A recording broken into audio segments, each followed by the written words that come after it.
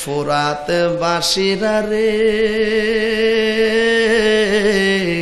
তোরা না আমার নানার পিছনে নামাজ পড়েছিস, তোরা না আমার নানার ডাক দিয়া কথা বলতি, দেশ না আমার সন্তানরা একটু পানি দেশ দাঁড়ে, পানি তো দেয় নাই। ইবনে জিয়াদের লোকেরা এমন একটা তীর মারছে গো, এই ছোট্ট বাচ্চা গলা সিরা পৃষ্ঠ দিয়া বাহিরে হইয়া গেছে।